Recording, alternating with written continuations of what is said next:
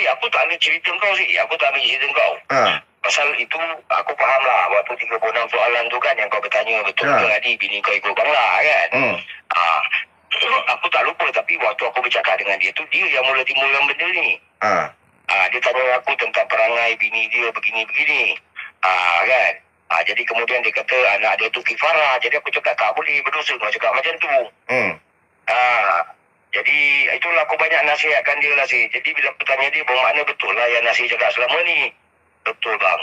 Tapi tolong bang rahsiakan. Janji bang dengan nama Allah kau tak akan cerita. Aku tak cerita lah. Kau pegang, mana kau simpan selama ni? Dia nak aibkan aku. Aku tak ada pilihan sih. Mana selama ni kau simpan lah rahsia dia ni? Aku simpan. Bodoh lah kan orang sepatutnya kan. Apa-apa dalam keluarga tak cerita. Apa anak cacat ke apa sekalipun simpan. Tak, dia cakap dia tak ada siapa-siapa nak mengadu sih. Dia dah tengok aku macam abang dia. Dia betul anggapan aku macam abang dia.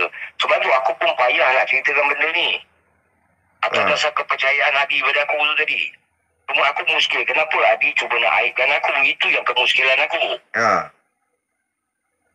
Jadi aku fikir okeylah kalau kau dah nak aib, kau jangan lupa aku pun ada aib kau. Kan? Jadi aku alang-alang lah. Alang-alang kau nak fight macam tu, fight lah macam tu. Tapi aku tak suka buka benda tu. Pasal apa itu perkara dalaman lah. Kan peribadi. Terlampau apa? Terlampau Allah. Aku nak cakap. Macam malu lah. Macam air dulang merecik muka sendiri. Duduk kata bini aku lagi, bini aku. Memang ada pun. Ni bini kau yang lagi ikut Bangla Adi. Kadang-kadang benda tu adik sih. Betul? Dia tuduh kau. Akhirnya berlaku kat dia. Berlaku kat diri sendiri. Kena. Tak cukup tanah dia. So dia pergi, maknanya bini dia balik ke dia pergi cari sebenarnya? Aku dengarnya dia pergi cari. Dia pergi cari. Kau belum jawab apa, aku dah jawab. Dia pergi cari. Bila dia dapat, tapi dia tak dapat sentuh Bangla tu lah. Pasal Bangla tu mula-mula nak bergaduh dan nak berentap. Ada kawan-kawan Bangla ramai. So, seorang Bangla tu cakap dengan bini Adi, suruh dia ikut Adi lah kan. Itu cerita dia lah. Teguk tu. So ni sekarang ni dia dah lah.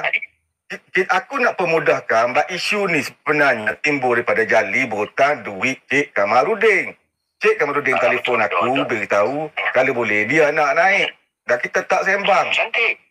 Patutnya benar tu diselesaikan dia dengan Cik Kamarudin. Tapi dia Hadi buat terbuka macam ni. On je lah. On. Tak ada masalah.